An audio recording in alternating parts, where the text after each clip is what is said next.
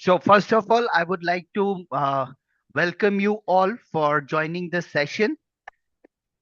Thank you for taking out time and joining this session.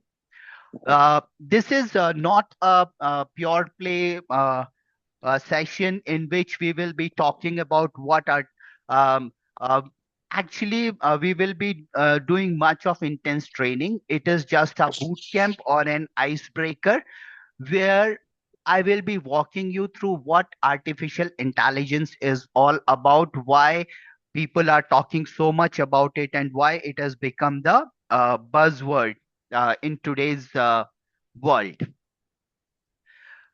So, as we will progress, what is your understanding of artificial intelligence? Any thoughts, whatever you think, whatever you feel, you can just drop in your answers. What do you think when somebody says artificial intelligence? What is that comes to your mind? And here, guys, this is just an interactive session. Okay, so there is no correct answer or incorrect answer. So forget about it. Whatever comes to your mind, you can quickly drop in whatever you think artificial intelligence is all about. Uh, Let me break it out for you. Let's assume there is a robot which has been created in a factory. Okay. And we all know in factories, we have a controlled environment, be in terms of temperature, be in terms of light, humidity, so many things, right? And the factories where we make high-end electronic items, they have more controlled environment. Uh, Now, once the robot has been created, designed, developed, and it's ready to use in factory, we drop that robot in a farmland. Okay. Now, you just imagine how the environment in the farmland would be. It will be totally different. The intensity of light, the wind, humidity, dust, everything would be there, right? So there will be change in light, there would be change in environment, there would be change in dimension. But despite of all these changes in the environment in which the robot needs to operate, if it is able to perform the task seamlessly, we call it we call it as generalized learning. That means the robot, whether it is working in a house, inside a house, or in a on a factory shop or in farmland, it will exactly do what it is expected to do. Then, moving further, let's assume in the farmland, robot reached to a point where there is a diversion, or the road on which the robot was walking gets divided into two. One side, as you can see in the image, is a very good paved road, whereas on the other side, the road is not that good. It is uh, having gravels, and it is not very in a very good shape. Now here, the robot needs to take a decision that in order to continue the journey further, which road I should be choosing. The road A, which is paved one, or the road B, which is not paved. So I would like to hear from you guys, if you are in this situation, which road you would prefer to walk, the road A or the road B? Quickly, give me your answers. Whether you would prefer to walk on road A or uh, road B. Okay. What I can make out from the responses that I have received is everyone would prefer to walk on road A because it is more smooth. So similarly, our robot also decided to walk on road A. And how the robot was able to do this? Because of the capability of reasoning.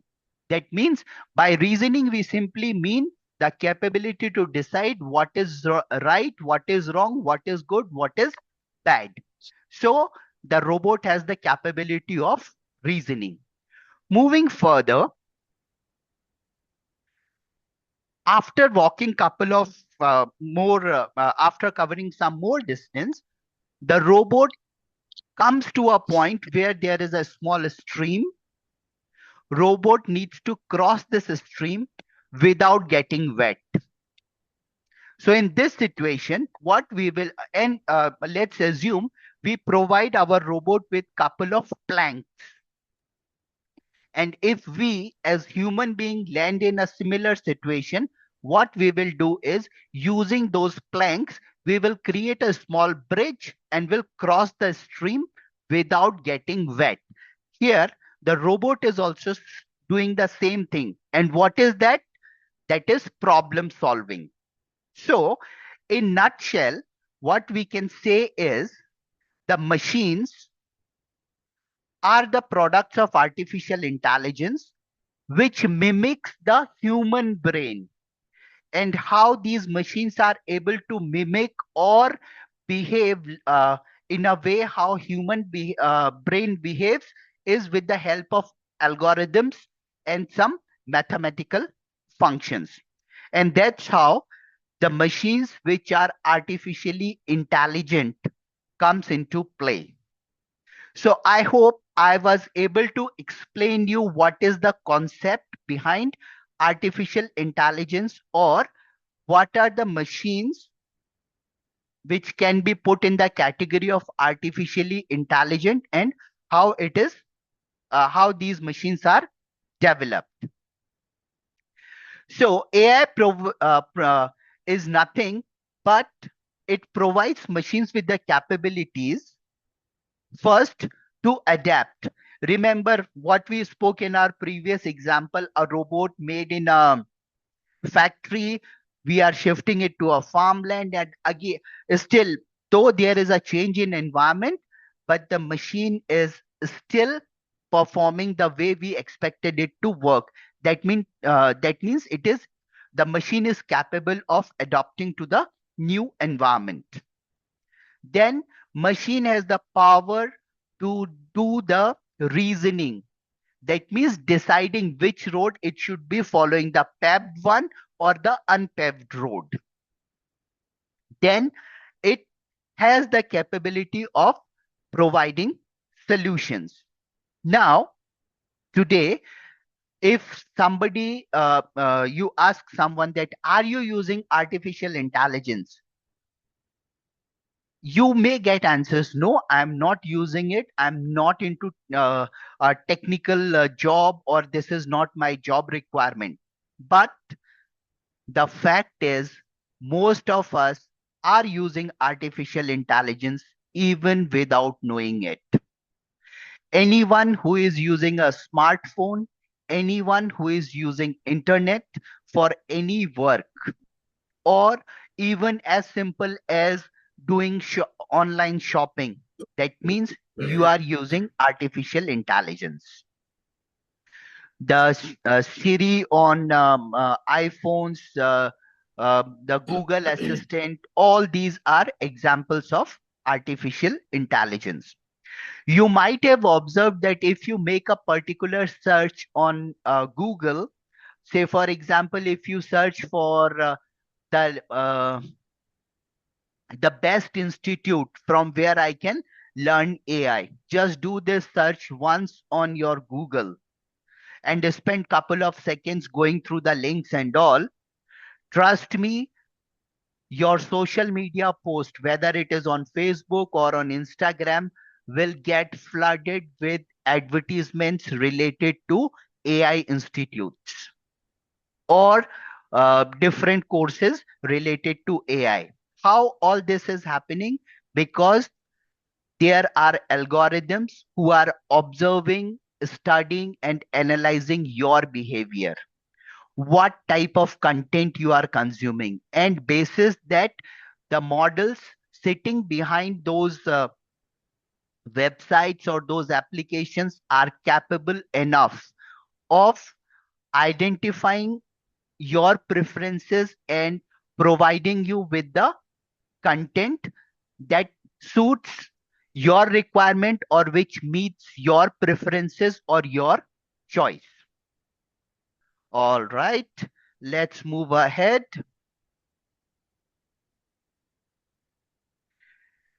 So, as I told you, artificial intelligence, this slide I have kept just for uh, pure knowledge only,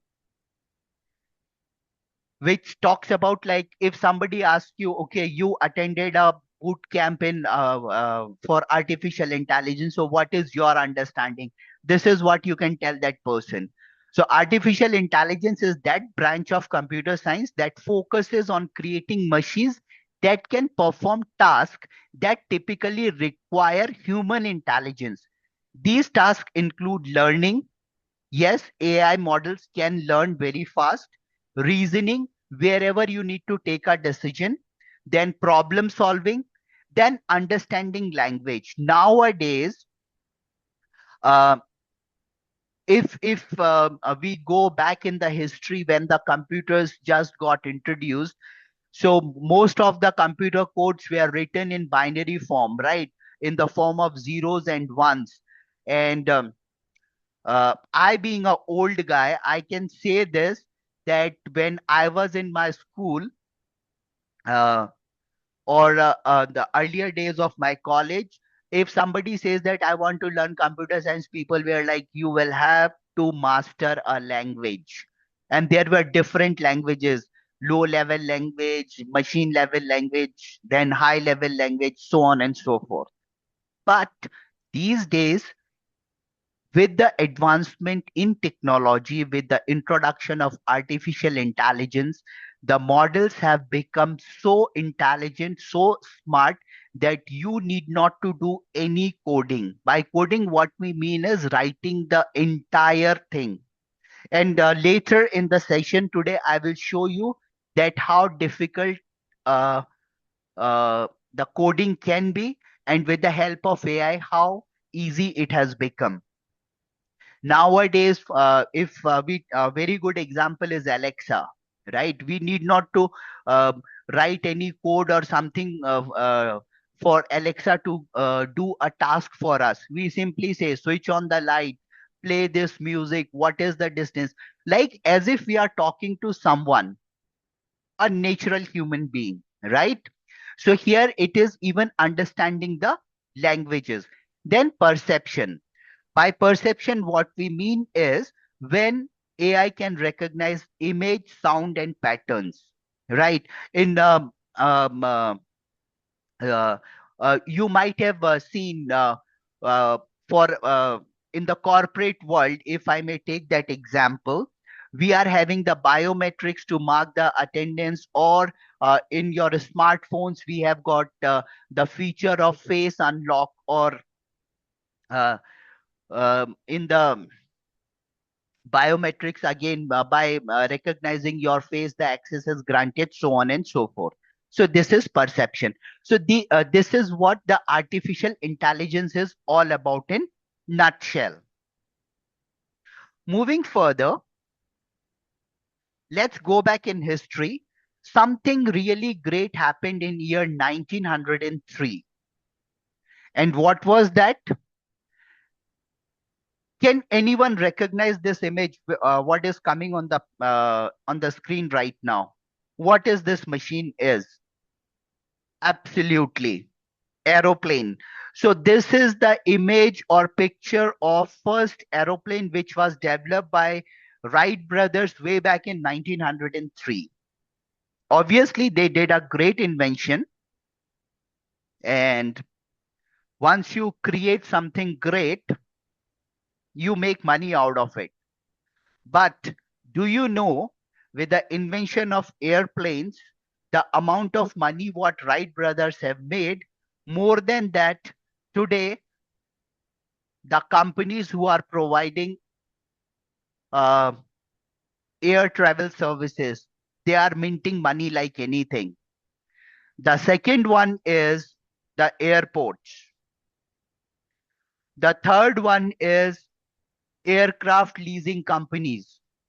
So, though there was one invention, that is aircraft or airplanes, but with that invention, see, avenues for so much of earning has come up. And none of these, whether it is the airline companies or the airports or the aircraft leasing companies, they have made zero contribution in inventing, designing, or making flying a reality. Okay. And I'm sure some of you may have this question that from artificial intelligence, how come we have come to the air? We are talking about aeroplanes or airlines and all. I'll come to that. Before that, still we are in history. In year 1927, something was again invented. And it's a, what is it? Can you recognize this? Can you identify what is there on the screen right now? Yes, it's a fridge or a refrigerator, whatever you call it. So again, it was invented in year 1927. Same, yes, whosoever invented the fridge must have made some money, but the reality is the ice cream sellers, the cold drink companies or the cola companies, the restaurants, the companies who are dealing in frozen food, they are making huge amount of money just because of this one invention, that is refrigerator. Not too far in history, in year 1950, 1950s, something again big happened, that was internet. And now, because of internet, the social media companies, be it Facebook, be it Instagram, WhatsApp, and there are so many other platforms, right? They are making money. Google, then Yahoo and other search engines, they are also making money. Then we have big giants like Amazon, Flipkart, and all. Today uh, they are like big corporate giants. And why they were able to become big corporate giants? Because of internet, the online shopping has become possible, right? So why I gave you these three examples was just to tell you that to be successful, be big and do something absolutely mind-boggling or becoming a huge in whatever uh, work you are doing, it is not necessary that you should create something new. If something has already been created, you can start using it in the best possible manner and you can be big. And today, what we are talking about is the artificial intelligence or the AI models. Just to give you a brief, these are some, here on the screen, I have listed out some of the prominent companies or the pioneers who are developing AI infrastructure, or these are the companies who have invested heavily in developing artificial intelligence model, or what we normally refer as AI models.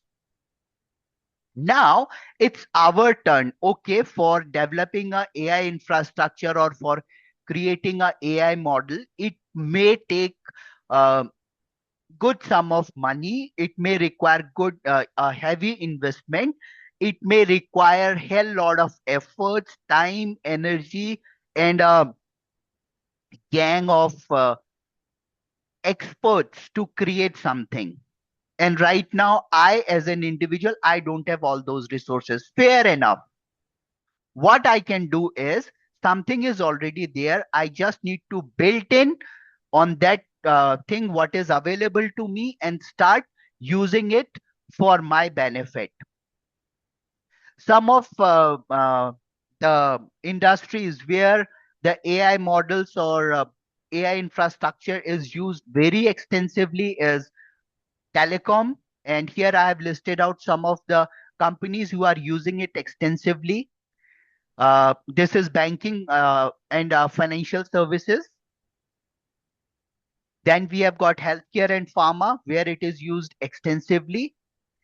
Then we have got technology and software. Yes, obviously. Then we have got supply chain and logistic, where again AI models are using extensively.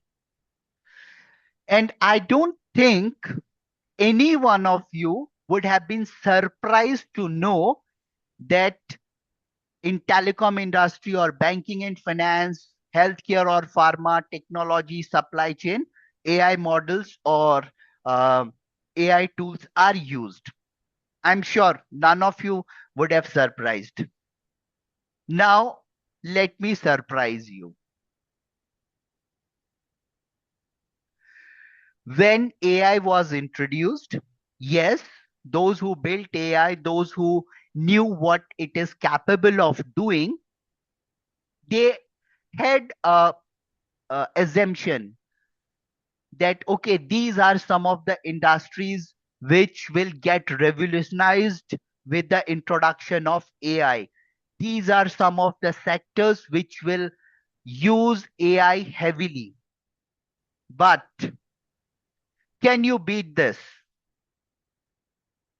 Nowadays, people are using AI in even beekeeping or honeybee farming. Isn't it amazing? Drop here what why I brought this fact for you guys, why I shared this fact with you guys is to tell you one simple thing or drive home one simple message. No matter what you are currently doing, AI can be of great help in whatever you are doing. It's just that you need to think through. You need to figure out that what I am doing currently, how I am doing it currently, and where can I bring in AI. Start with baby steps. Solve a very small problem for you. Let me show you an example. My LinkedIn page, which is I have just brought up.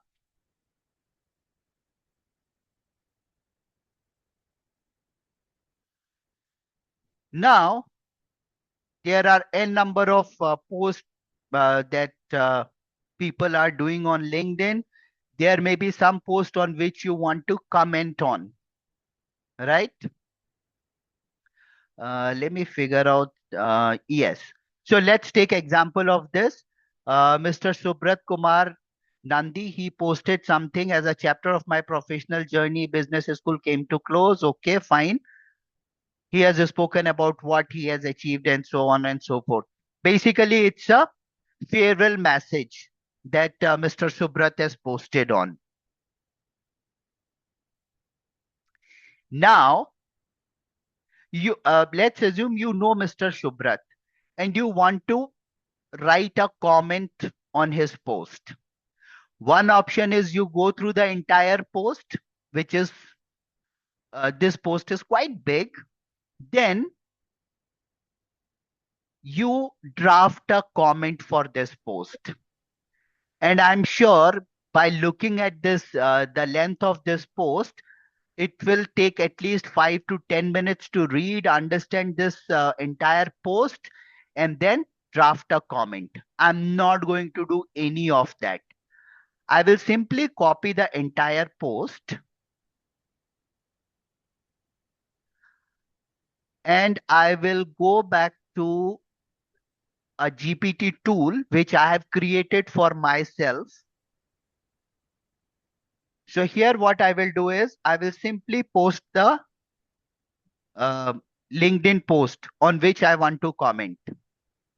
I've simply pasted it. I have not done anything else. And I will press the enter button. And I'm relaxing.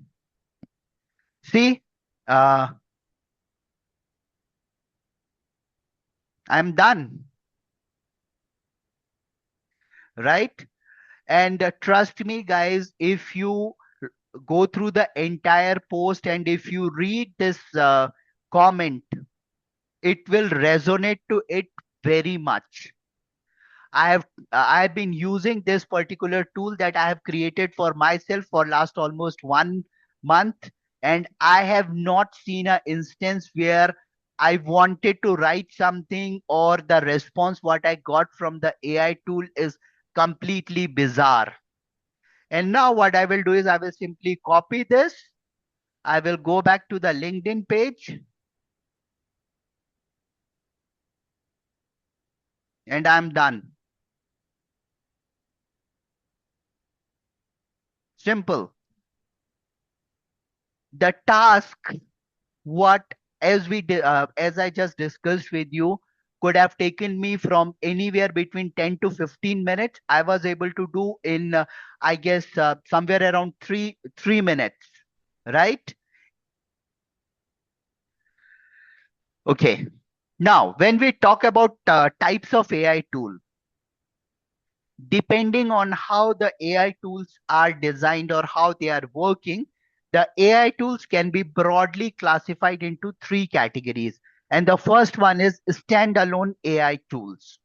By standalone AI tools, what we mean is these are the AI models which are designed and developed for doing a particular task, like chat gpt for mostly we use it for alphabetic processing. That means we have provided some data, we want it to write it, rephrase it, review it, and whatnot. Mid journey is a tool that is prominently used for working with images or videos. Delhi, again, a model of ChatGPT, which is used primarily for creating image. So here, these standalone tools are those tools which are which can work independently. So that means by these tools having the capability of working independently. What I mean is, if you have logged on to ChatGPT and you want ChatGPT to do a particular task for you, you don't need any other application, any other software, or any other AI model. Whatever the ChatGPT is capable of doing, it can do that for you without any other help. Similarly, Midjourney will do the task for what it is capable of. Don't get confused that there is a AI model which is designed specifically for creating photographs or images basis the input that you are providing, and you expect that tool to do text processing. No, that will not happen. If the tool is for text processing, it will not be able to create an image for you. And if the tool is designed to create a image, then it will not be able to do text processing. There is one AI tool named as Suno AI, Suno, Suno AI. That tool is designed and developed for composing songs for you. Okay. If time permits, I will give you a demo of that as well. Suno AI. So that tool is designed specifically. You can explain what type of song you are looking for, in what language you want the song to be composed, and it will create a song for you. So now, if I'm on Suno AI and if I expect it to do a text processing for me or create an image, then actually I'm unfair to the AI tool. So if you pick up the right tool for your task, then that standalone AI tool can perform that task for you. Okay. So that is the first category of AI tools. Am I? The second category of AI tool is integrated AI tools. Here, what happens is these tools uh, work in synchronization with other tools. Like if we talk about Netflix, So you go to Netflix, you watch a particular movie or a particular web series or whatever. Then what happens is it starts suggesting you what you should be watching next. So here actually Netflix is not doing it, but there is a AI model which is sitting at the back, which is observed your behavior or uh, observed your searches, whatever you have done on Netflix, and basis that it is providing you with the recommendations. So here Netflix is not doing it by itself, but it is doing it in um, uh, doing with the help of some AI model sitting at the back.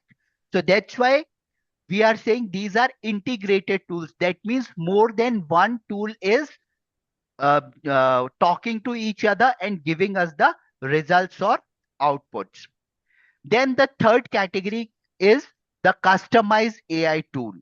The customized AI tools are developed for a particular, we can say, company or a particular task. For example, you want to travel from point A to point B in your city. You will go to a tool of that cab service provider or that rider service provider, Rapido or Uber, Ola, or in here in Saudi we have got something called Kareem, whatnot. Nowadays, you might have seen that earlier those companies, I can think of one very good example, that is Uber. So Uber was just in providing the cab services, but now they have come up with something called Uber Eat as well, where they are getting the foods also delivered, right?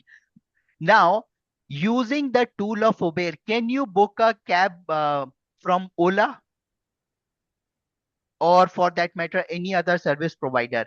Yes, no, maybe. No, we can't, right? Because the application developed, and why I'm saying it as a AI tool, I will come to that also. Otherwise, you may think that, okay, that is a specific tool for Uber, but where the AI comes into picture.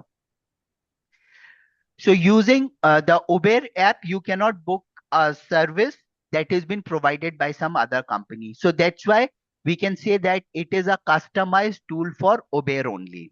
Now, where the AI comes into picture, the moment you select the pickup point and the drop point, depending on the time of the day, the traffic conditions, it will provide you with two information in the first place.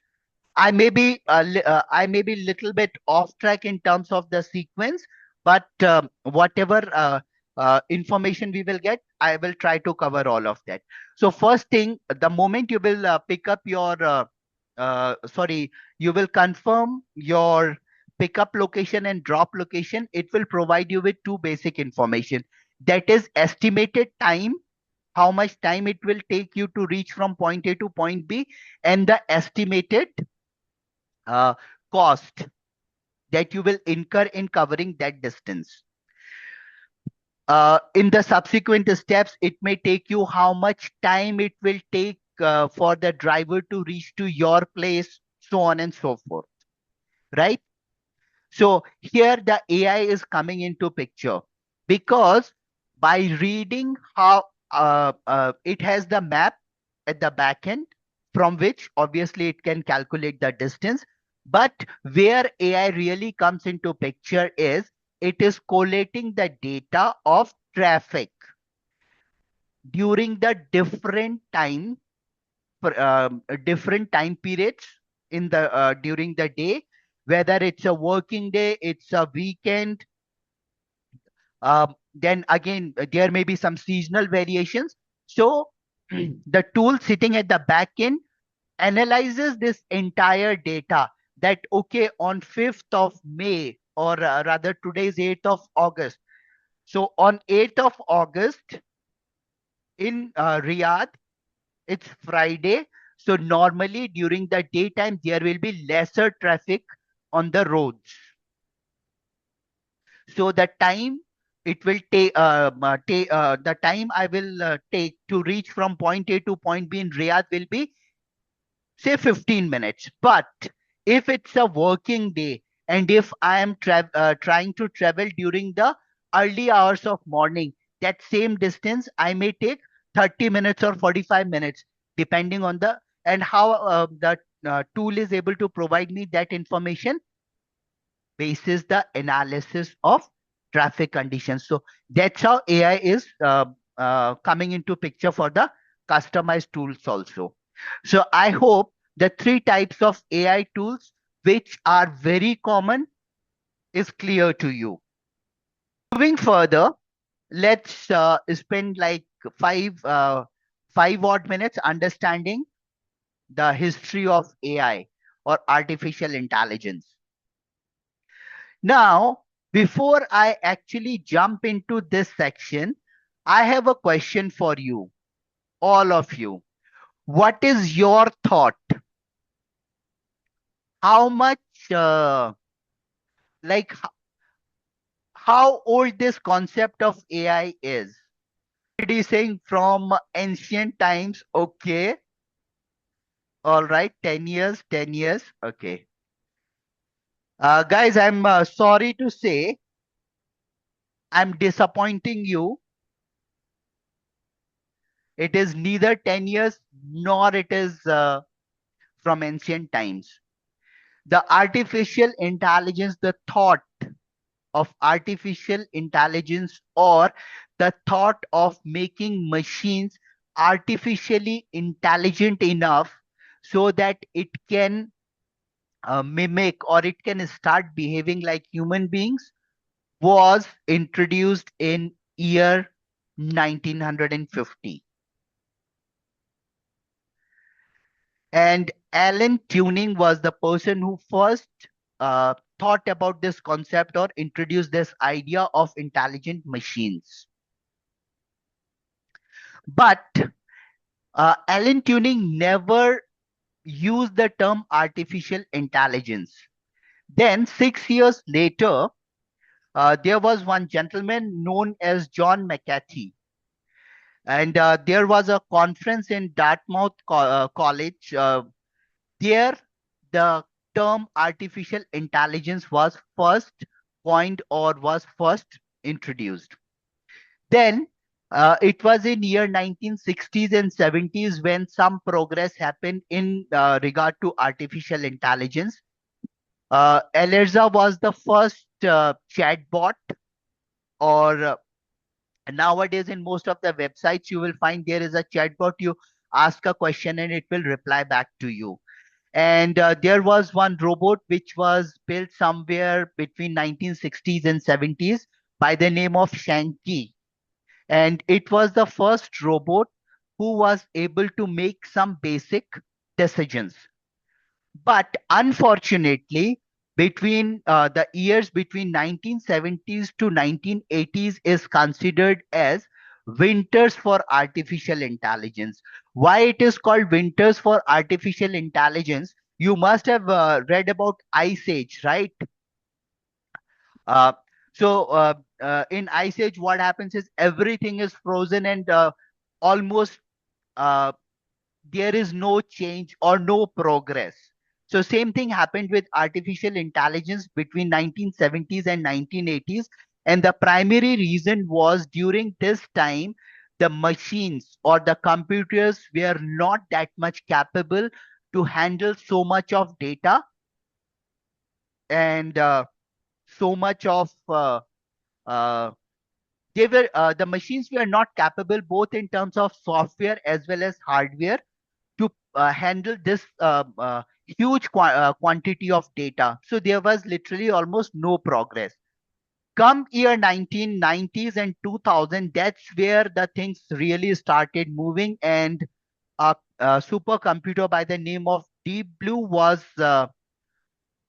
made to play against Gary Kasparov, who was the then chess world champion, and the computer or the machine was able to defeat Gary Kasparov. So that's when people really started thinking on these lines that yes, machines can be that intelligent, or the machines can actually start behaving like human beings. And then, boom, the things have started moving very fast.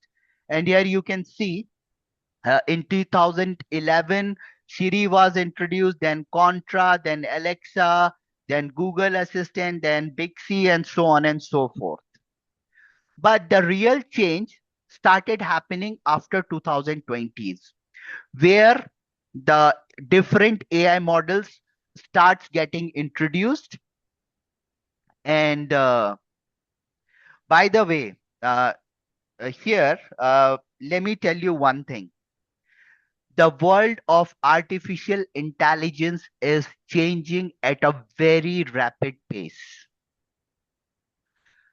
We started this session around 2 o'clock Saudi time or 4:30 India time. Trust me when I'm saying this, how the entire world of artificial intelligence was at 2 p.m. 8th of August 2025 is not the same right now, which is like 3 p.m. 8th of August 2025. So it is changing at a very rapid pace. And I will show you something later in the session. Now, first we spoke about artificial intelligence.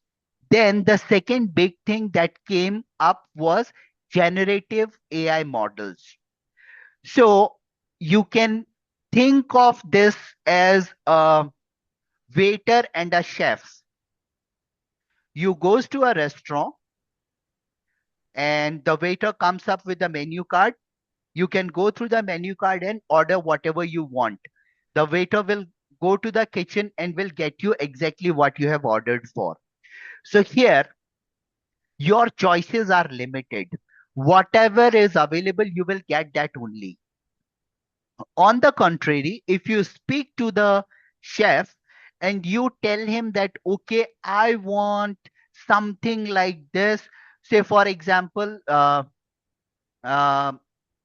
you like potatoes. You say, I want something made of potato where you have not used oil. It should be mildly spicy and you should not boil it. You should not fry it. Make me something like this. So here what we are doing is we are telling what is there in my mind. And then chef will follow your instructions and will create a new dish for you. That dish is not at all there in the menu, but still the chef was able to create something new for you basis the inputs or basis your instructions. So same thing, the generative AI models are powerful enough or they are capable enough that can actually create something new for you which is not already there. And here you can see example where Elon Musk is like playing Holi, a festival of colors in India.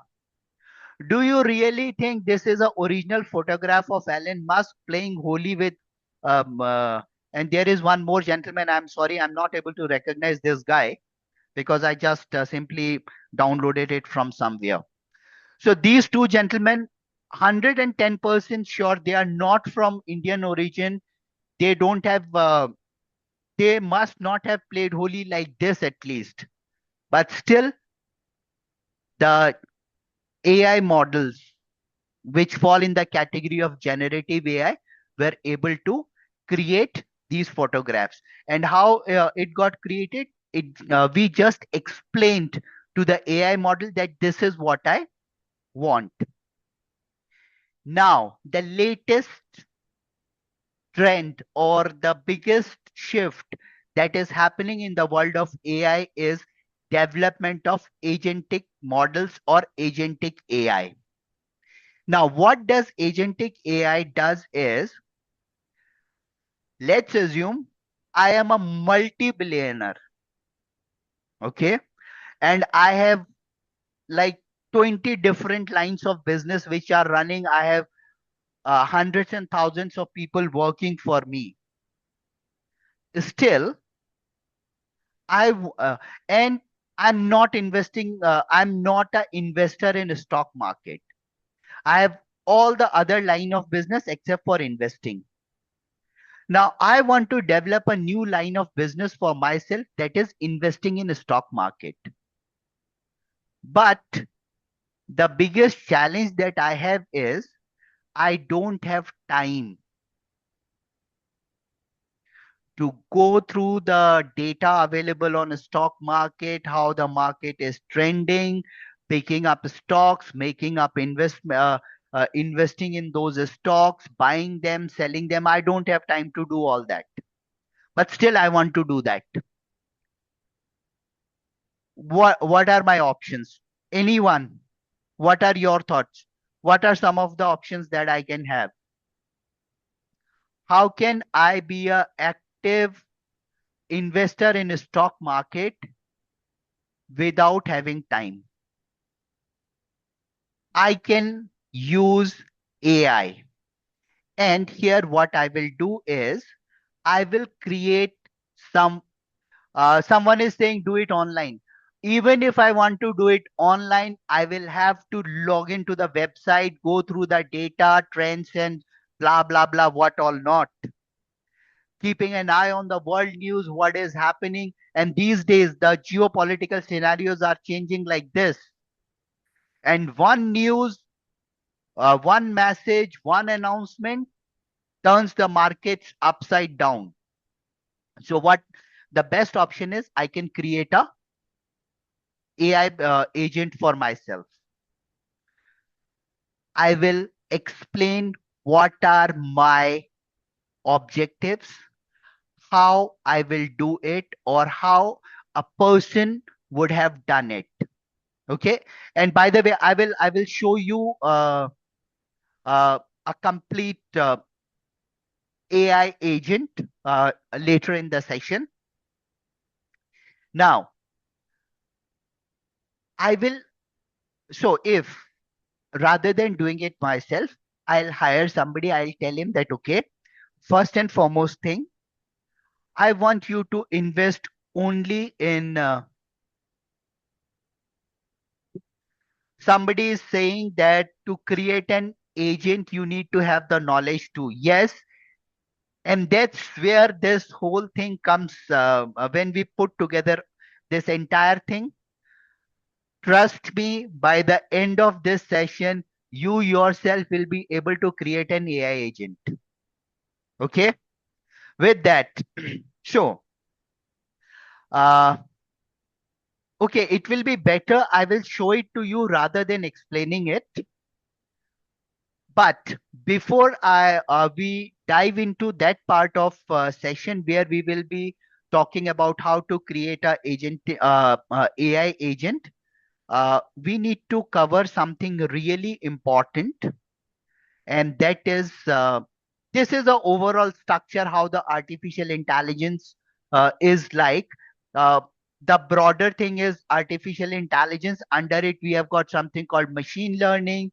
Then we have got something called deep learning. Then we have got something called discriminative, where the agentic AI comes into picture.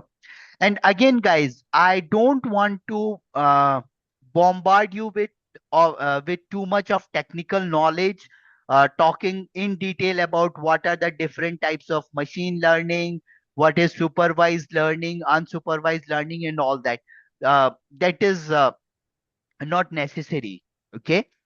But if somebody really wants to master the whole concept, then yes, all those things you need to understand, learn. At least you should have the basic learning. So we are not going to touch base upon all those things. But even before we actually, and as I said, like this session is divided into two parts. The first one where we will be doing most of the talking and just walking you through some of the basics of AI. And the second, in the second half of the session, we will be doing something. You will see things happening. and I will walk you through all those steps. So now we are almost at the verge of uh, diving into the second half of the session. Yes, uh, someone is saying so we need to first learn and then give our authority to agent, plus also need to set alerts for my interferences in crisis. Absolutely. So see, when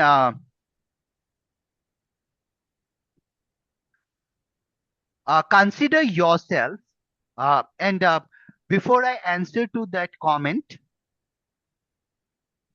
let me show you this. Remember, AI is not the master, but it's an assistant. Okay. So consider yourself as a business owner or an entrepreneur or a manager, or even for that matter, you can consider yourself as a teacher as well. Right. So till the time you are not thorough with something, till the time you are not confident about something, how will you instruct your employees, your team members, or your students? So, yes, it is correct that first you need to understand the things. And here, when I'm saying you need to understand the things, I'm not saying that you need to learn the entire coding or you should be capable of making some AI models or something like that. No. The only thing that you need to learn or master is how to interact with AI. For almost last 70 odd minutes, I'm talking to you guys. I'm trying to uh, transfer some information that I have with me with all of you. I'm trying to share that knowledge or that information with you, right? And so far, what I can make out from the comments that I am getting on the chat box is that I'm able to at least share some of the knowledge, and I am able to do it effectively. That's the feeler I'm getting from it, right? But what I if I start talking in a language which you guys are not able to follow? I spent my entire childhood in northeastern part of India, and I have picked up couple of local languages. Though now, as I'm out of touch, out of practice, I'm not that fluent with those languages. But suppose if I start speaking in Assamese language all of a sudden, আপনি কেনেকুৱা ভালো কি কৰি আছে ভাত পানী খালে নে খোৱা নাই was were you able to follow any of those sentences? No, because I am talking in a language with which you are not comfortable, right? So, with the AI, if you learn or if you master the art of communicating with the AI, you are done. Okay. And you are all set to start using AI. So, an AI assistant will work as we want it to work or behave only when you will give the right instructions. Now, if I say that, okay, uh, shut down your systems, you will shut down your systems, and then I'm sitting alone talking to my system. So, what happened? The process broke, right? So, that's where this art of talking to AI comes into picture. If you master the art, how to communicate with AI, you are sorted. Now comes the real thing. How to communicate with AI. There is a very fancy word or very fancy term used as prompt engineering. And the origin of this prompt engineering is from the world of dramatics. So earlier people used to do plays of like 2 hours, 3 hours, 4 hours long, right? And the artists or the actors find it very difficult to memorize all those dialogues for the length of 2 hour, 3 hour play. Then what happens? There used to be people hiding behind the side screens, having the complete script, and they keep on uh, telling the actors what is the next dialogue, what is the next dialogue, and that this process was known as prompting. So from there, the this prompt engineering came into picture. So here, actually, we are uh, telling the AI models after each and every step, okay, this is what you have done. Now, this is what I want you to do next. This is what I want you to do next. Rather than giving a whole instruction which is spread over 5, 10, 15, or 100 pages, we are telling it step by step. So that's where the prompt engineering comes into picture. The language that AI can understand is prompt engineering. Prompt engineering is the process of designing clear inputs or instructions to guide AI in generating accurate and relevant responses. So if either the input is incorrect that you are providing or the instruction that you are giving to a AI model is ambiguous, then trust me, it may be like it may happen once in a blue moon that you will get the desired or accurate result. Otherwise, in all the probabilities, the response or the result that you will get from AI will be erroneous, vague, or something that you are not liking. And I keep on talking to people about what is their experience of using AI. And one of the very common response I get is, I used it, but I'm not getting the desired result. It is not working the way I want it to work. And the simple reason behind it is they are not giving the right inputs or right instructions. So, being said that, there are different techniques of prompting, and currently there are like 15 plus ways of doing the prompting, depending on the situation, depending on the circumstances, or what type of work you want to do.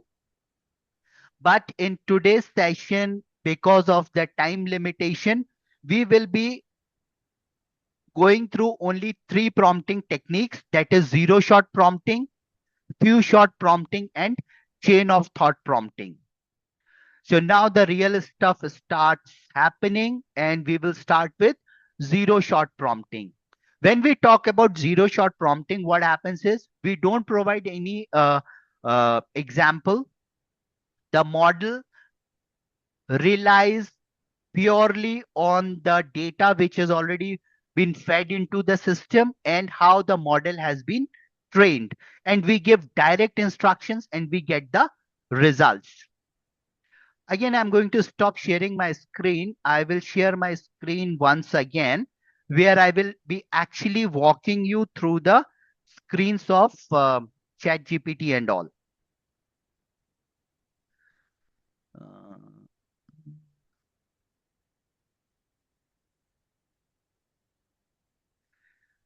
is my screen visible to you all? It should be. Yes, it is. So here, this is the ChatGPT screen, which most of you are familiar of. And here, just in the interest of time, what I did is I have already selected rather some examples of prompts so that I don't waste time in thinking and drafting. So here, the first prompt that we are going to write is, and this is, by the way, example of zero shot prompting. What we are saying is, the prompt that we are giving is, write a professional email to my boss asking for a meeting to discuss my career development. Keep it concise and polite. I hope this is visible to all of you, right? Now I guess it is better. Okay.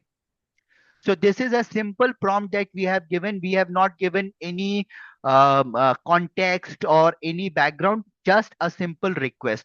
And let's see how it works now. Request for meeting to discuss career development. Okay, boss, name of the boss. I hope you are doing well. It so on and so forth. And as I'm using my chat GPT to GPT, so it has put in my name here. Now, if I change this prompt little bit, uh, sorry, rather than changing this, I will copy this prompt. I'll paste it here. Write a professional email to my boss, whose name is Mr. X. And yeah, and asking for a meeting. Now let's see how it works. What response we get.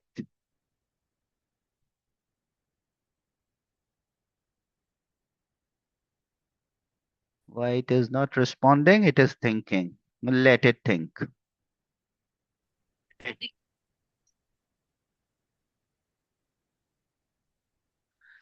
So now see, can you see the difference?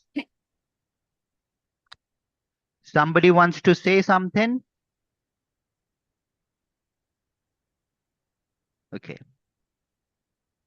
Now here, what we did is we provided one additional input, that is name of my boss. So rather than in the first response we got dear boss name, instead of giving me a blank space, it drafted the complete email for me. Let's take another example. Okay.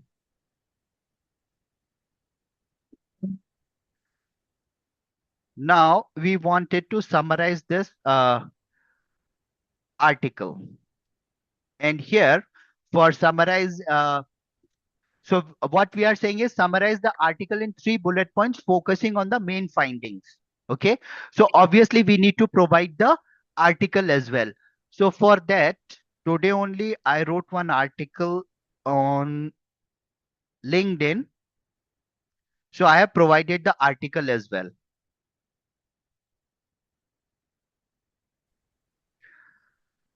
So see, this is the length of article, which is of like almost 1008 words. And if I ask someone or if I had to do it myself, that go through this all 1008 odd words and give me 3 bullet points, it would have taken me almost uh, 15-20 minutes, right? But here it very neatly, very nicely went through the entire article and gave me 3 bullet points, and that too, I guess, in less than 30 seconds. This is one thing. Now, let me show you something else as well, if the things are working for me. Yes, I told you something that the AI keeps on changing very fast, right? So this is the paid version of OpenAI platform. And here you can see still people are saying chat GPT 4, GPT 4.5 and all, but they have actually introduced chat GPT model 5 as well. And there is not only one model, there are multiple models of chat GPT 5. So this is something I also discovered this morning only when I was going through this. Now, why I brought you to this OpenAI platform? Let me show you. Because the more deeper you will go, how the models are responding will also keep on changing for you. Uh, Sorry, let's go back to this thing only. The same prompt we will try here. The prompt is go through the article and summarize it in 3 bullet points. And this is the output that we have received. right? So I'm going to copy this prompt, pasting this prompt here as it is. Let me refresh it. I pasted the same prompt here, and let's see what result we are going to get. This is really interesting, huh? Okay. So this is the result we got. I'm not concerned. I'm not focusing on whether the result what we have received here is exactly the same what we have received here. I want to show you something different. Here next to the model, you can see here these couple of lines. Let me try and increase the, oops, yes. Oops. You can see this, right? These small icons. These are the setting icons, okay? And here are different settings. What are the settings? It is for temperature, max token, and top P. So now let's try and play around with this. So maximum token is 2048. Let's reduce it to 1000. Okay. We are making here I'm going to touch base on this only. So I'm just making one change. That is, I have changed the maximum tokens from 2000 to 1000. That's it. We are not going to do anything else. By the way, just let me copy this and paste it somewhere for future reference.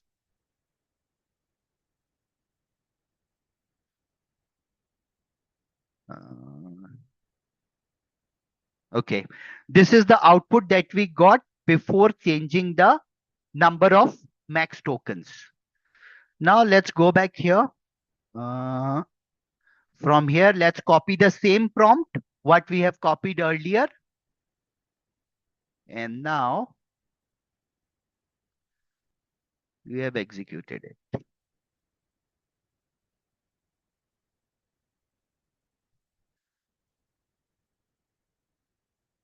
Ideally, let's see.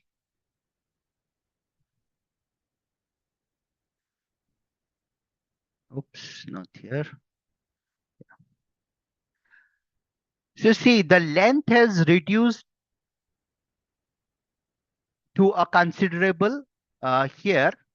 The total number of words are 119. Sorry, yes, 119. And here, the total number of words, the response was 132. So the number of words, the response that we have received has reduced. If we further reduce the number of maximum token to say, this time let's make it 100. Let's copy the same prompt, paste it here. And now let's see what is the result we are getting. So see, the result has further, the size of response that we have got has got reduced further. So this is the response we are getting when we uh, brought down the number of tokens, maximum tokens for the response. See, this is the only response we are getting, and that is only in 57 words. So what I'm trying to tell you here is why I brought you here. This is entirely in your hand to alter that how your AI model will work on. How the change in settings of temperature, what is the top P, how change in this impacts the resultant output. Sorry, because of time constraint, I will not be able to discuss that in detail. Otherwise, we will miss on rest of the things. So here the one thing that I wanted to make you understand is, and this is by the way not very this is not something very technical or very complicated. Just with little bit of understanding, little bit of practice, you can also master this how to change the settings or what will be their impact, and accordingly you can start developing your AI tools. So that's what I wanted to tell you. Coming back to this now, saw the zero shot prompting. The next we are going to talk about is few shot prompting. In few shot prompting, what we do is, uh, let me go back to the presentation. So in few shot prompting, what we does is we provide some examples as patterns. Okay. We give two, three different instances. Okay. This is how it, if this is the situation, this is how it should work. If this is the situation, this is how it should work. So we are giving some example, or you can say we are uh, teaching the model how it should work. And once we do that, what happens is it actually enhances its accuracy, because now it has got some reference point to check that what I'm doing, is it correct? Is it matching with what the user has told me or not? So in few shot prompting, rather than asking the question directly, we first provide some examples. That's how the few shot prompting works. Before I move to few shot prompting, any questions? Are we clear with the zero shot prompting, or you have any question before I move further?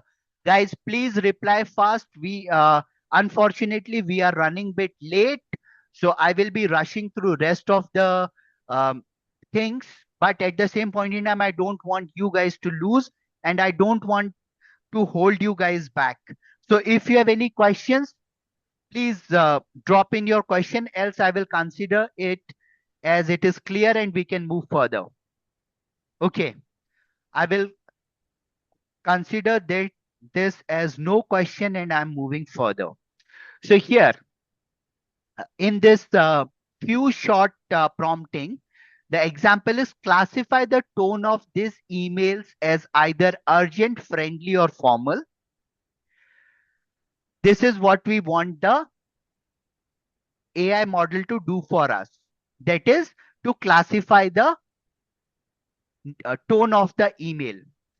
But in few short prompting, we provide some example. What are the examples we are providing? Email. Hi, Sarah. Hope you are doing well. Would love to catch up over coffee soon.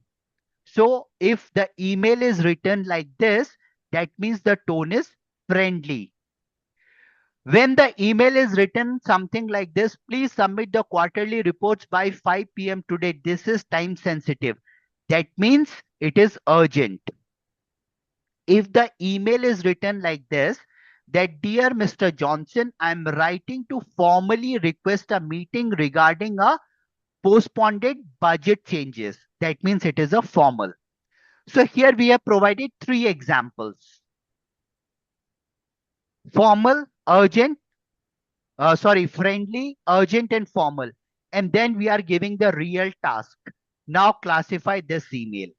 So we will copy this entire prompt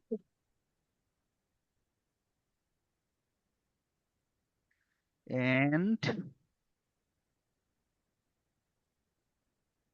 here we go. It simply said that this tone is friendly, right? Because, hey team, great job on presentation yesterday. Let's celebrate. So obviously it is friendly. Now let me start a new chat. Why I'm refreshing the chat every now and then? Why I'm going to a new chat? So that it should not take a reference from what we have done in past. And let's try out this.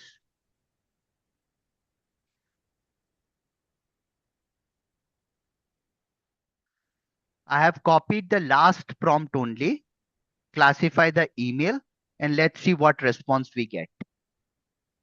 Still, it is giving us friendly. So for some of the simpler tasks, even if we don't uh, give a background, we may get the desired result. Okay. So I just wanted to show you that. So this is few short prompting. After that, okay, guys, uh, give me the name of the cities from where you are attending this session right now. Very quickly, give me the name of the cities from where you are attending this session. Okay, Delhi, Mumbai. From where rest of the guys are, please drop in name of your cities real fast. Okay, I will go with the first city, that is Mumbai. Now, I have a question for you guys. How many basketballs we will require if we draw a straight line between Riyadh and Mumbai? Okay. If we draw a straight line between Riyadh and Mumbai, how many basketballs we can place on that line? How many basketballs we will require to cover the distance between Riyadh and Mumbai? Tough question, right? And again, as I said, like we are running short of time, so I will not wait for answers. What we can do is simply we will measure the distance between Riyadh and Mumbai. We will uh,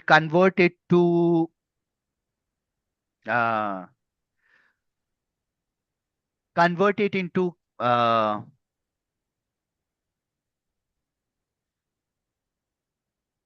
say kilometers. First, we and let's again, guys, please. I'm not here to go into the details of calculations. I'm just taking random examples. So let's assume the distance between Riyadh and Mumbai is, say, for example, 3,000 kilometers. Now let's convert it into meters, which comes to uh, what? Uh, 30 lakh kilometers, if I'm not mistaken. Now, if we uh, further multiply it and try to convert it into centimeters, we will further multiply it by 100. Hope I'm doing the calculation correct.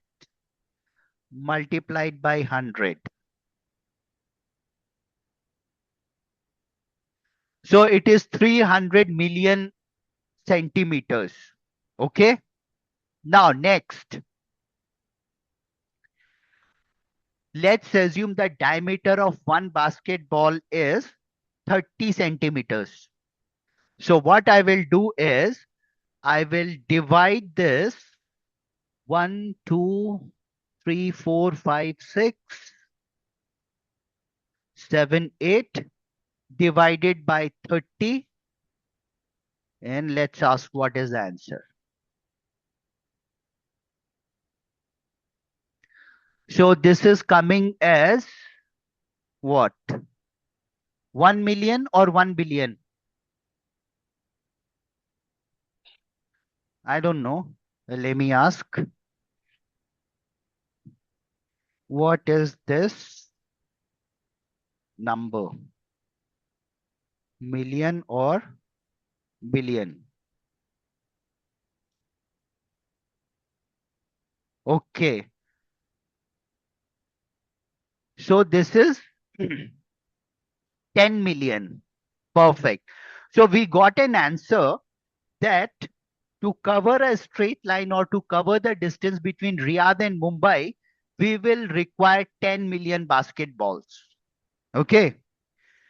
Some of you must be confused that from where the basketball has come into picture. Let me explain. Here, what we did, we had a problem.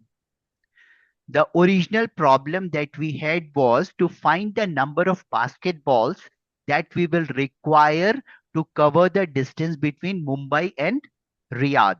Okay. That was our basic problem, which we were trying to solve. And we were not able to find a way of directly reaching to our answer. What we did, we broke down the problem in step by step manner. First, we calculated the distance between Riyadh and Mumbai. Then we converted it into a unit in which is relatable to a unit in which we can measure the diameter of basketball, because obviously we cannot calculate the diameter of basketball in kilometers or meters, right? Because basketball is not that big. So we brought it down to the level of centimeters, and centimeter is a good enough unit in which we can measure both the distance between Riyadh and Mumbai, as well as we can measure the diameter of basketball.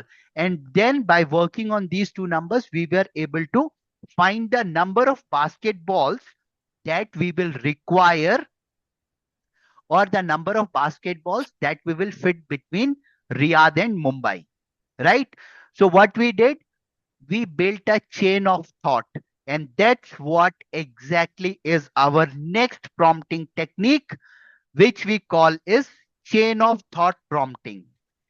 In this chain of thought prompting, what we do is we do step by step reasoning. That's what we did here. We decompose the problem. That means we break the problem in smaller logical steps. And how, why we were able to do this? Because we were thinking like human beings. And here, when we are doing the steps in a step by step logical manner, the chances of going wrong, or even if we go wrong, then to find out the step where we went wrong, how to amend that or how to correct that particular step also increases. So that's what the entire process or method of chain of thought of prompting is all about. Now, let me show you an example.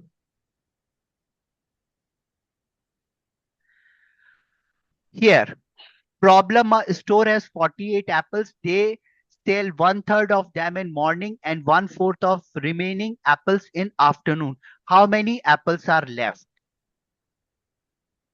This is my problem. Let's work through this step by step, starting with 48 apples, so on and so forth. So I'm not going to read it out. I'm simply going to copy this, go back to my GPT prompt, open a new prompt, and let's paste it. And let's see what results we get.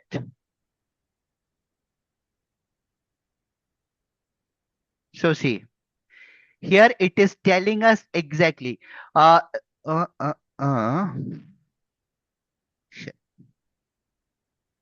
I, hang on. Let me open another. Uh,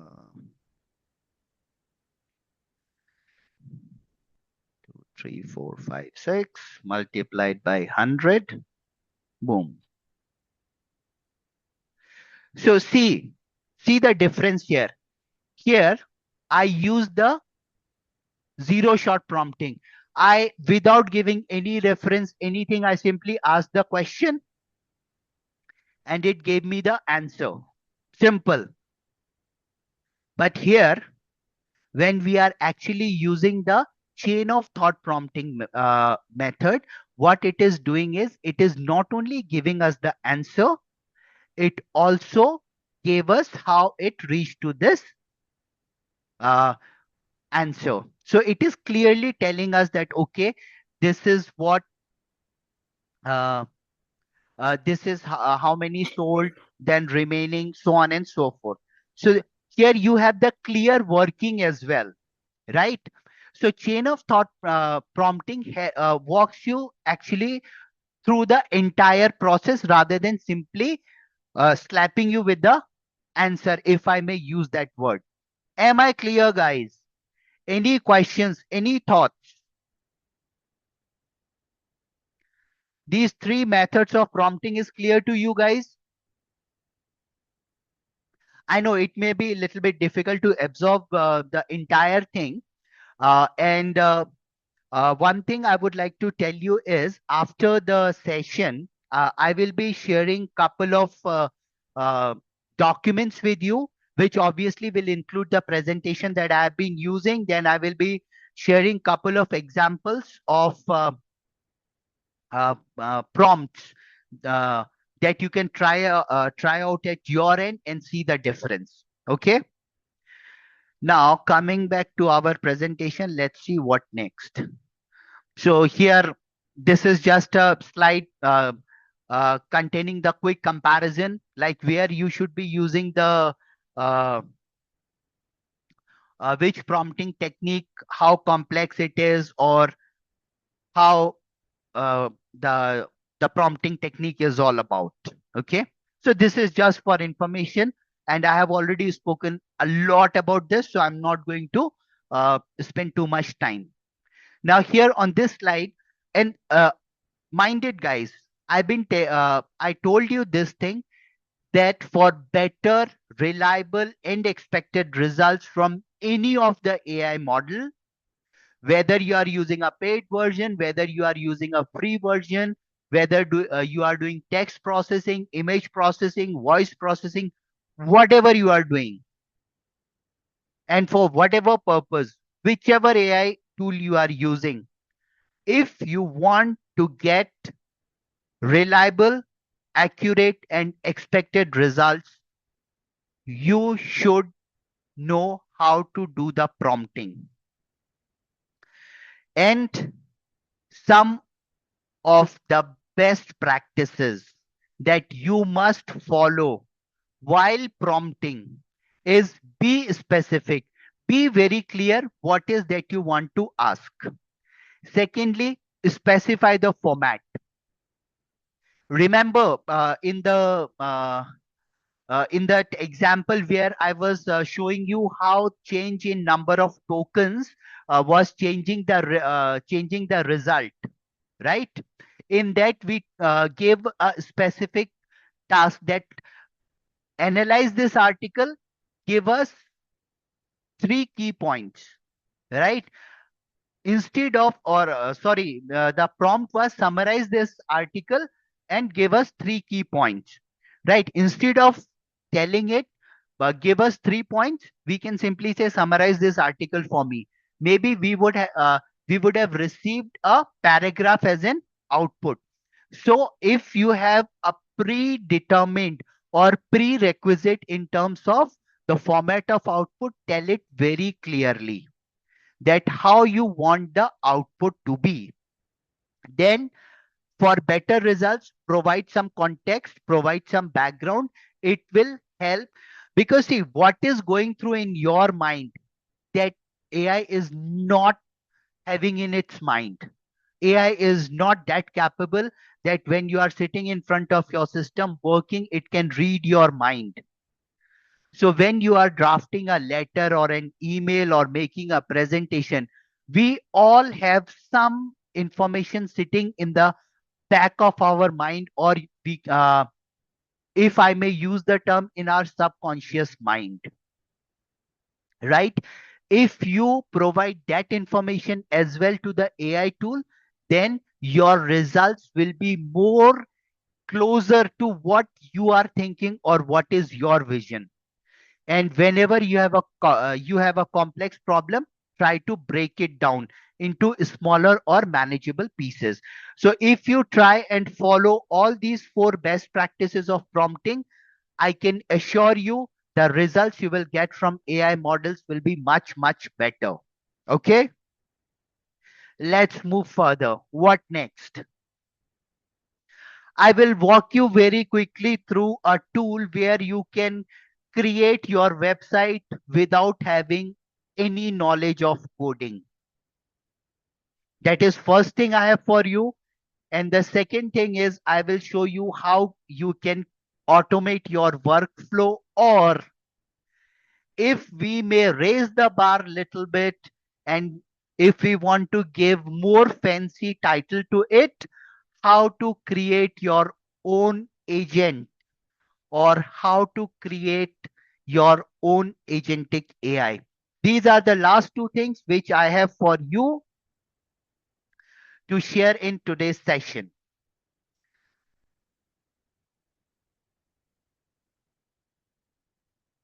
So let's go back.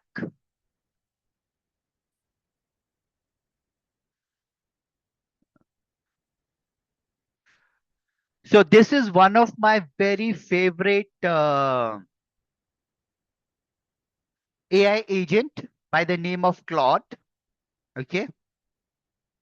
And with Claude, this is one very good thing, that most of the features which are available in the paid version are also available in the free version. So for the practice, you can start with free version. Later on, if you think that yes, this is a tool that you will be using quite often and it will be very useful for you, you can switch to paid version. Uh, the first thing that you should do is you should select the model that you want to use.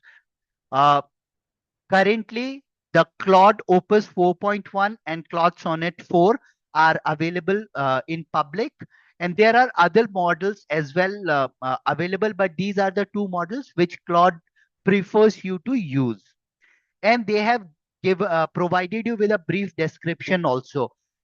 uh, Opus is mainly used for large model for complex challenges, and Claude Sonnet is for a smart, efficient model for everyday use. So, depending on your requirement, you can choose the model that you want to work. Now, fastest finger first. We want to create a website. Whosoever will respond first, I will make website for that particular thing. Tell me. Okay. So I got my response, travel. I will go with that. And here, just see the magic. Consider yourself as expert in creating professional and eye catching, mm, eye catching and user friendly websites for online business. So here what we have done is we have given a context. Okay. Or we are assigning a role to our AI model. The role that we have assigned is you are an expert in creating professional and eye-catching website, and though the website should look professional, it should be eye-catching. At the same point in time, it should be user-friendly website. That means users can use it easily for online businesses. We have given the context, our expectation, what is at the back of our mind. We have given everything. Now we will ask, create a website for my travel business. We are providing, because obviously you will even, let's assume we are not using AI. We have hired someone to design and develop our website. So to that person also, we will have to provide some information, right? So that is what we are doing here. So what type of services we are providing? We are providing cabs, buses, and flight booking. We also deal in uh, package TO tours for Europe and mm, mm, mm, Europe and India, or rather Asia. Okay, I'm done. That's what I'm going to tell it. And now let's see what's happening.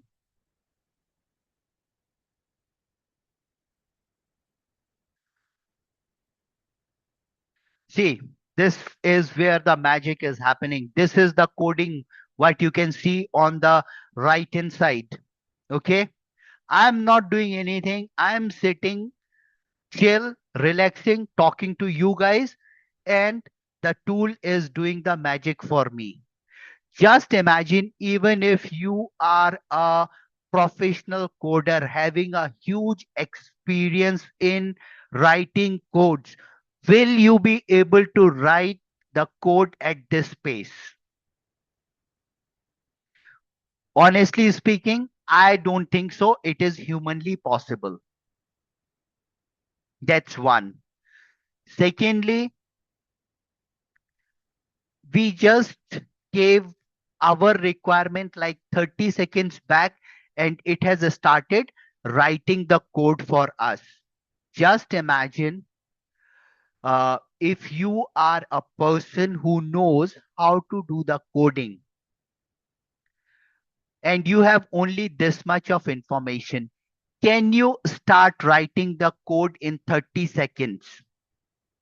Again, my take on this is no, it's humanly not possible.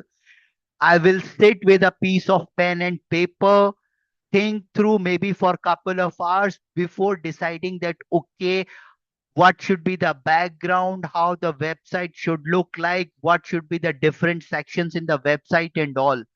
Maybe I will spend like almost a day in, first of all, visualizing it, jotting down my points, and after that, I will start the coding part.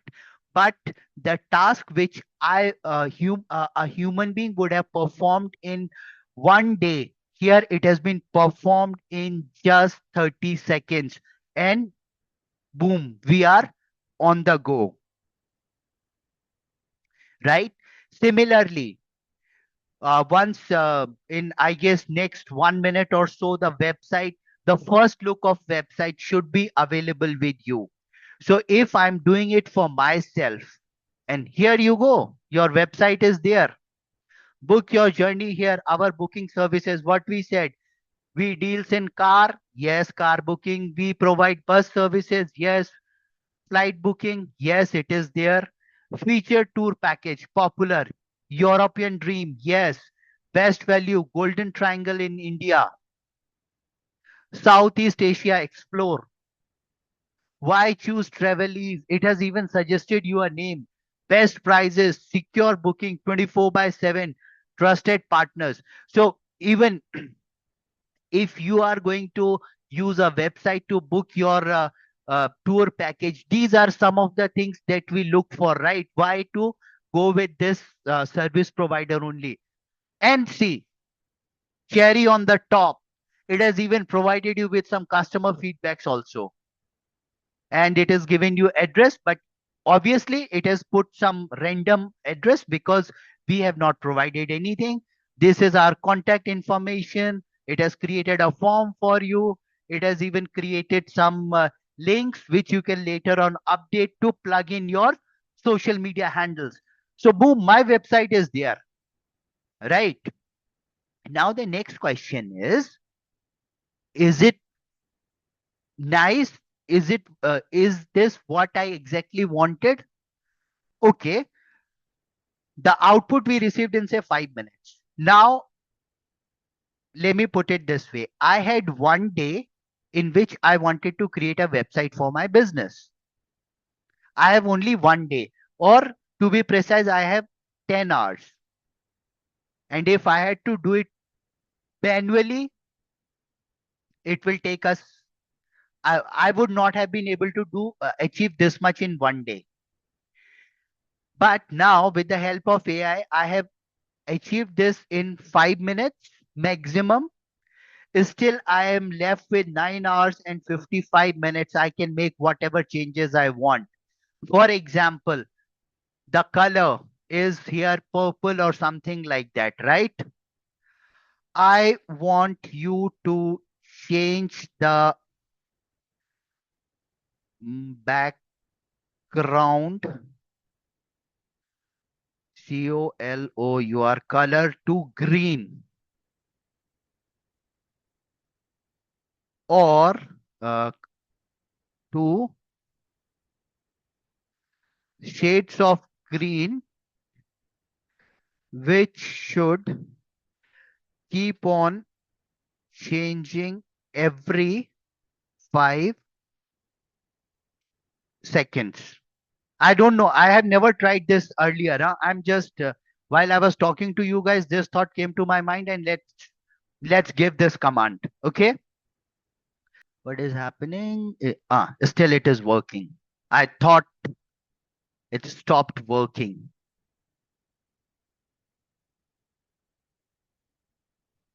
Okay, so just in the interest of time, we will not wait for this website to get completed. Any which ways, it will get completed in the background. Let me take you to another screen, which is where we were talking about agentic AI or personal agent or things like that. Okay, come on. I think now the system is also slow. It wants us to take a break.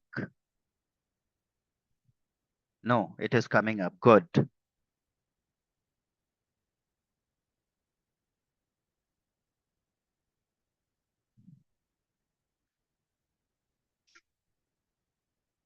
Okay. So here, this is another AI model, which is known as make.com. Okay. And using make.com, we can automate the things for us, or we can develop our own workflows, or we can create our agents, or we can create agentic AI. Very simple. I'm giving you a very simple example just for to make you understand the potential. Okay. And obviously we have almost not almost, rather we have completed 2 hours of our time, but still I would request you to stay back for 10 more minutes, so I will walk you through this. Here what I have done is I have used Google Sheets, I have used ChatGPT models, and again here is Google Sheet. Then I have used Facebook, then this is another module. And then I have used LinkedIn, and again here I have used Google Sheet. What I am doing is I am assume that I am a content creator. Here you see our website is ready. It has made the changes, and now see the color has changed, and it will keep on changing every 5 seconds for sure. See, now it is all in green, right? So somebody asked a question that can we make the editings? Yes, we can make the editing. And for that matter, let me show you something here. This is our website, AI Fusion 9. Okay, still I'm working on it, developing it. And everything, whatever you see on this website, right? I have not hired anyone. I am a commerce graduate. I have no technical background. But whatever you can see here, it is I have created myself. Here you can see the website is having only one page, but here when you go to this website here, there are multiple pages, right? So the deal is very simple. Ask the right question, you will get the right answer. How to ask the right question, which tool you should be using and all that, that's where the things get little bit tricky. But trust me, it's not rocket science. You can, if you have the uh, urge to learn, you can master all of this. Okay. Now, coming back to this. So yes, this website part we have completed. So I'll not come back onto this screen again. We will focus on this screen. So I am a content creator, for example, and I want to make sure that I am posting content on my social media handles on a regular basis. Because if you are not regular, then the algorithms running at the background of the social media platforms, they don't prioritize your content. It will not appear high up in the search, so on and so forth. And moreover, say for example, your audiences, right? If you are posting something, they are liking it. And if you are not uh, regular in posting, you lost the connect, you lose the engagement. And those who are actually on social media platforms, they know how difficult it is to get the traction or the attention of people and to maintain it, right? So my problem is I should be posting content on different social media platforms on a regular basis. But unfortunately, there are a couple of other commitments that I have, because of which I'm not able to maintain the regularity. Option: hire somebody and let that person do your work. Here, I'm not going to hire anyone, I'm going to hire AI. And guys, try to relate it to a manual process, how we would have done it manually. Okay. So here, this is the Google Sheet. Here, what I have done is I have created a list of topics. So yes, I, as a owner of my social media platforms, I should be deciding what I want to post. That means the title or the topic of the content. And if you really want to be active, obviously you will have to devote some time. So on any of the Saturdays or Sundays or any day of your choice, when you think you are free, you created a list. Okay. So here I have created a small list of the topics on which I want to post. Then what I did in this column, I have dropped down. What it says, it has got four choices to choose from. First one is post, second one is review, third one is create post, fourth one is posted. So now let's think how we would have done it manually. I have a topic. The first step is I will create a post. That means I'm giving the command create a post rather than and assume that AI is not working for you. I'm giving this task to someone human. Okay. What I will do, I will tell that person that, boss, this is the topic. Now I want you to create a post. Now, those who use social media or those who are active on social media, you must have observed the type of post which normally people do on LinkedIn is little bit different from how they are, what type of post they are doing on Facebook or what type of post they are doing on Instagram. So depending on the audience, depending on the platform, the look and feel of post also changes. So what I'm telling my assistant is, boss, this is the topic. I want you to create a post which is suitable for LinkedIn and Facebook. And we have observed this, that post which is supported by an image gets more attention, more responses, likes, comments, whatever, whatever. Okay. So I want you to create an image also for me. So these are the three things that I'm asking my agent, my assistant to do. Okay. Done. Now let's go. Here, I'm executing this workflow.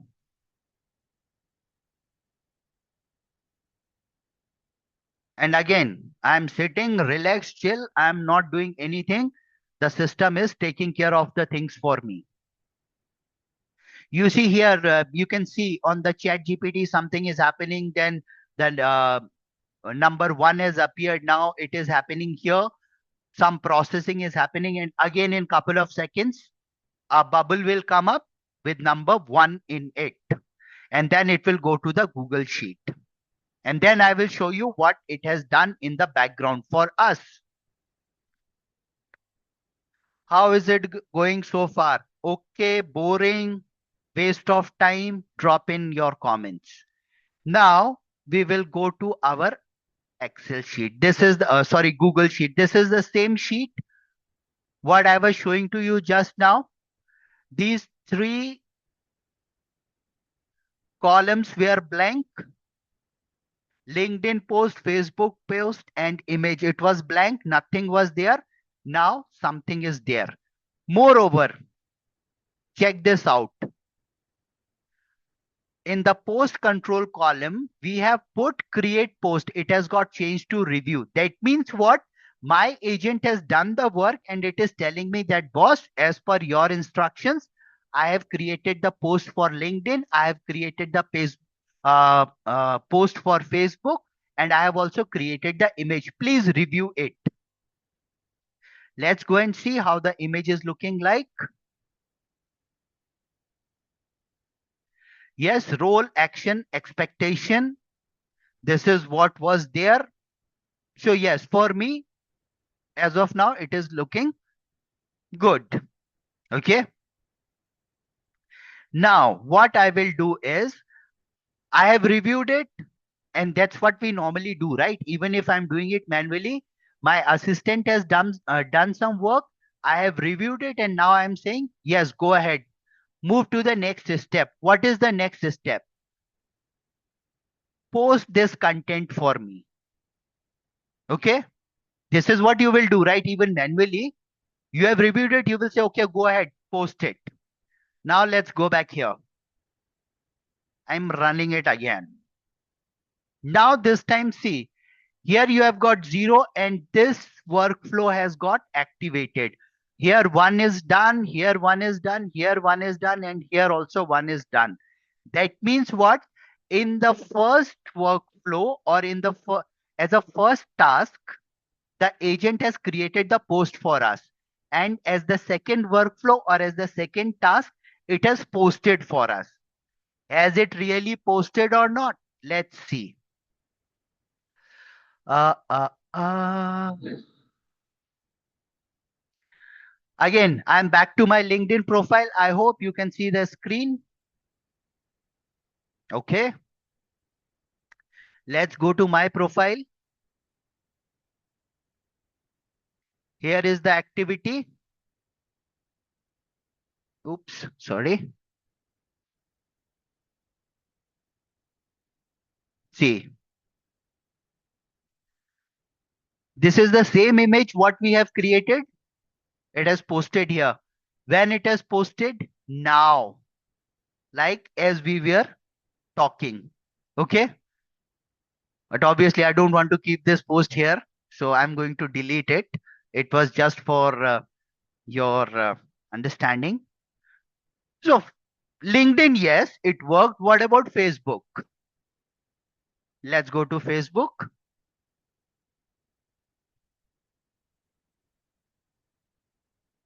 So first we went to LinkedIn. That's why we lost 1 minute. So here you can see it is showing that it has been posted just 1 minute back. The entire context, whatever is there, entire content, whatever is there in the Facebook post, everything you can see here. The image, what we have just checked out, it is here. So whatever I have done, whatever I have shown you, it is happening in the real time. It is not that something I've created earlier and showing it to you now. Okay.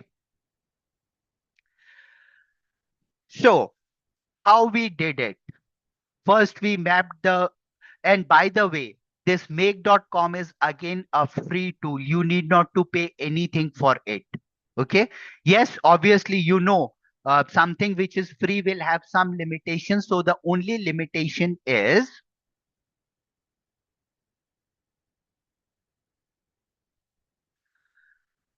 number of operations. That means number of tasks. Okay. When you are logging in, you will get 100 operations per month free. Every month, this gets um, restored to 1000. Okay. Now, what this task or operations is, let me show you that. Let's go. Sorry. Very quickly, I will cover this part. Just remember this number 981. That means out of 1000 for this month, that is month of August, I have already consumed 19 operations and I am left with 981 operations. Okay.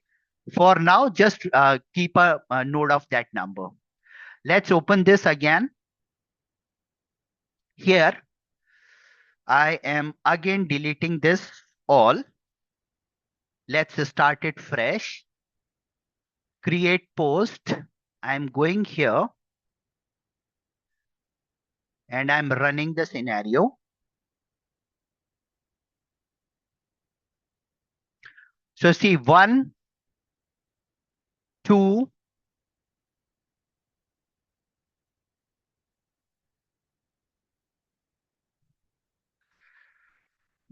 3,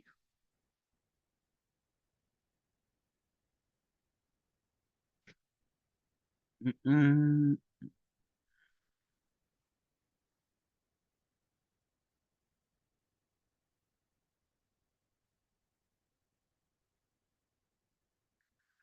come on, come on, come on, come on. We are running short of time. Rather, we are already late.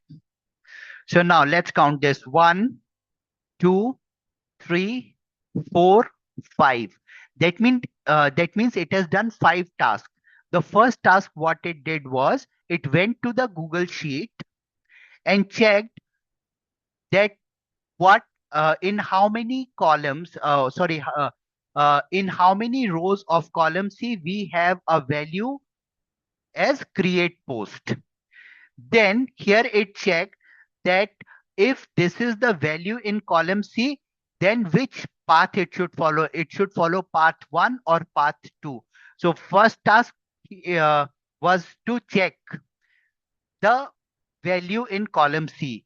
The second task was to check which part to follow. The third task was to draft the message for LinkedIn and for Facebook. The fourth task was to create the image. And let me show you whether the image is getting changed or not. So see, this time the image has again changed, right? So it has created a new image. And finally, the fourth task was to update all the values in Google Sheet.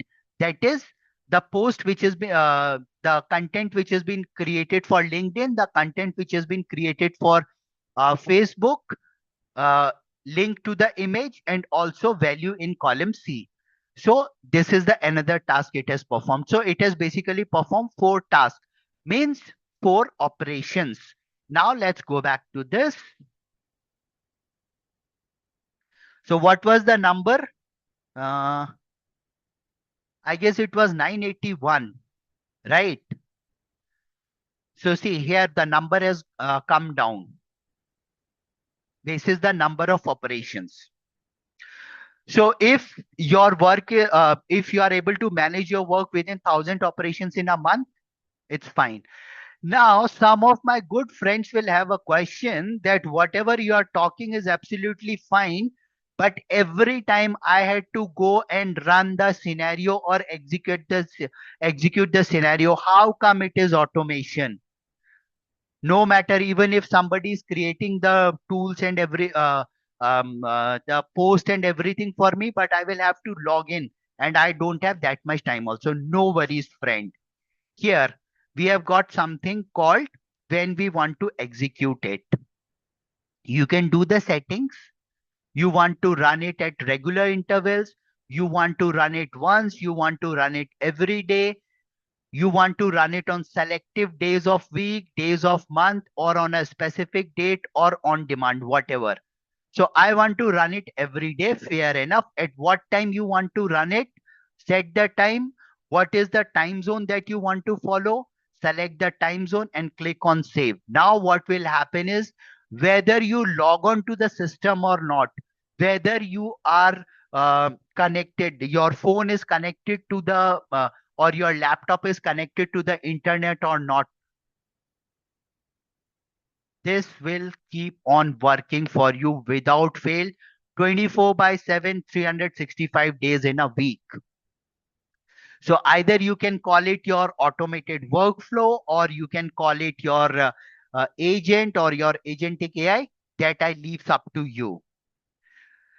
So this was an introduction. I know some of you may be a bit disappointed, but trust me, guys, this is, as I said, like it is not very complicated, but see, these are the settings that we are doing in Google Sheet.